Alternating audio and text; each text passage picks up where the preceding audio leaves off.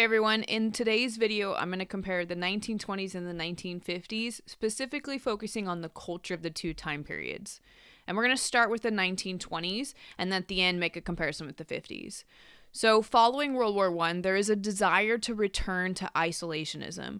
The war made people afraid of a lot of foreign ideas, like the radical ideas of communism, or they began to speak out against un-American lifestyles and began to ban immigration for fear that they would bring these ideas to the United States with them. This is what led to the new culture of the 1920s, sometimes called the Roaring Twenties. There were new technologies and new products, people's income went up, and there were all kinds of new leisure and entertainment options. But there was also a lot of anxiety about what the future of America was going to look like, and a fear that America was moving away from their traditional ways. So there were a lot of conflicting ideas during this time period. For example, let's look at the role of women. For the first time in history, more people lived in urban areas of the cities than in the rural countryside. And the cities provided jobs for women. They were still low-paying jobs and were things like office typing that were considered women's work at the time, but women were gaining a little more independence at this time period. Women who dressed a little more rebellious, like wearing one-piece bathing suits and smoked cigarettes, were called flappers. People like Margaret Sanger pushed for birth control. Alice Paul created the National Women's Party to help fight for an Equal Rights Amendment, or the ERA, during this time period, although there was still a lot of backlash for this. There were still people fighting against an Equal Rights Amendment for the Constitution. An Equal Rights Amendment would have added a change to the Constitution that said people could not be discriminated based on their sex for things like divorce, property, and jobs. Actually, the ERA still has not been added to the Constitution, even though enough states have ratified it. Again, this is at this time of this video. There was also religious conflict during this time period. Education had improved a lot, and more teenagers were graduating from high school. There was also improvements made in science, and schools began to teach the idea of evolution. Some southern states that were in the Bible Belt region were still really religious, and they passed laws not allowing evolution to be taught in schools. John Scopes, a high school science teacher, was arrested for actually doing this, for teaching evolution. And then the trial became super popular and came to be known as the Monkey Trial. William Jennings Bryan, who we talked about as running for president against McKinley in the previous video, was a fundamentalist Christian, which means he believed in the literal interpretation of the Bible. So he joined the prosecution and was taken to the stand as an expert on the Bible. Clarence Darrow, who defended Scopes and did a good job, but Scopes lost. Remember, John Scopes was the guy that taught evolution in his school and was arrested. He was fined $100, but the trial made the fundamentalist movement look a little bit silly. So even though they won the trial, more Christians were coming to accept modern science. Although the fundamentalist movement will continue to be fairly large in the United States after this. There were also problems in the city during this time period. One of the big ones is stuff we've talked a lot about before, like the idea that they began to restrict immigration in the 1920s, first with the Emergency Quota Act of 1921, which limits new immigrants to 3% of the people of their nationalities who had been living in the United States in 1910. But that still allowed a lot of Southern and Eastern immigrants, or the new immigrants, into the United States.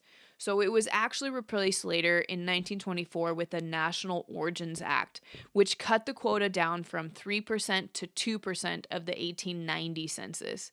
This lowered the number of immigrants from Southern and Eastern Europe significantly. For example, this new law allowed 65,721 immigrants from Great Britain, but only 5,802 from Italy. This was a huge win for the nativists in the country. And remember, nativists are people who are against immigrants. There was also an increase in the number of people joining the KKK at this time. It was formed after the Civil War as an anti-black organization, but now they were anti like a million things on top of being anti-black. Like anti-foreign, anti-Catholic, anti-Jewish, anti-pacifist, anti-communist, anti-bootlegger, anti-birth control, anti-gambling. You get the idea. In the 1920s, there was actually an increase in people joining the KKK. They held parades and used that fiery cross as a symbol. So, this idea of the 1920s being roaring for everyone is not true because there was a lot of discrimination and hatred going on in the United States. In the 1920s, they also had a ban on alcohol that the progressives had always wanted. The 18th Amendment was passed and enforced by the Volstead Act, banning alcohol in the United States. But people still found ways to buy alcohol at speakeasies, or they made their own home brew. It was hard to enforce this law, especially when many Americans didn't think they were doing anything wrong.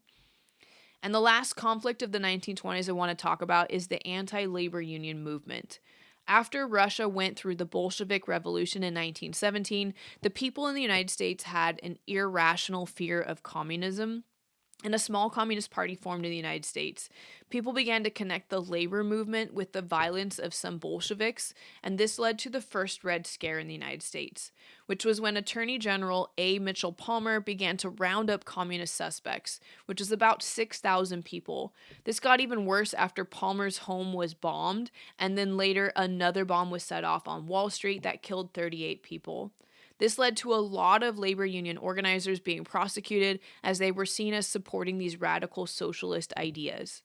Even 5 people who were legally elected to the New York legislature were denied their positions because they were socialists, even though the people had voted for them. Business people began to use the Red Scare against labor unions, calling them Sovietism in disguise. Another good example of the fear of this time was the Sacco-Vanzetti case. Sacco and Vanzetti were convicted of murder, and the judge and jury were prejudiced against them because they were Italians, atheists, and anarchists. The trial lasted 6 years, and then they were electrocuted. If they were in a court with a less biased jury, then they probably would have just been sentenced to prison, but instead they were sentenced to death. As you can see, while the 1920s are often called the Roaring Twenties, it had a lot of conflicting ideas and a lot of violence during this time period.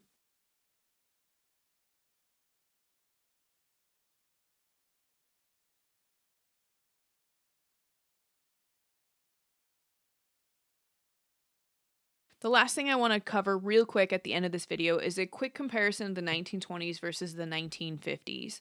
There's a lot more details on the chart on the screen, so make sure you kind of skim through this really briefly after I go over this, because I'm not going to talk about a lot of them in detail. I just want to briefly touch on some comparisons.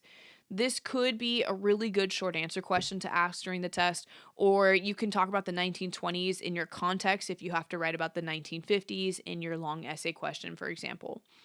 You can see that the 20s were impacted by the radio and new movies, while the 1950s were really impacted by the idea of television in people's homes.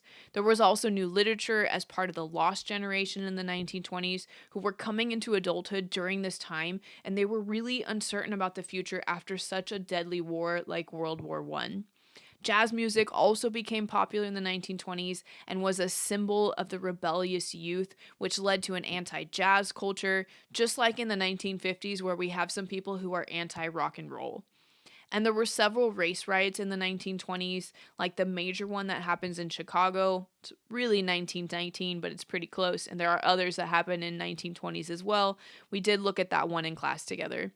And the 1950s was the beginning of the modern civil rights movement, with things like the court case of Brown versus Board of Education and also the protests that were beginning in Montgomery. So we do have some clear comparisons, some similarities, and some differences during this time period. And I think this would make a very good short answer question. While I just said that I think this would be great short answer question, I do have a practice long essay question for you, and this one is analyze the extent to which the 1920s and 1950s were similar in 2 of the following areas: impact of technology, intolerant attitudes, and literary developments. So this makes a really good question. In fact, this could be a practice short answer question as well with these 3 ideas. Think about some similarities between these 2 time periods for these 3 categories. Maybe jot them down in bullet points in your notebook. And then when you're done, check out the description in the video below. In this case, I did include kind of a chunk of text that you can kind of skim through to see the comparisons between the 2. Hope you have a great rest of your day and happy studying. And I just want to say we made it to time period 8. You are so close. The end is in sight. On the calendar, you are very close to that free sock that Dobby is going to hand out to you to say you are free from AP US history. Dobby is free. We're still going to do some work after the test, so I just want to throw that out there. But you are very, very close. And I'm very proud of the work that you've been doing. Keep it up. It's going to be worth it when you get that score in July. Hope you guys have a great rest of the day.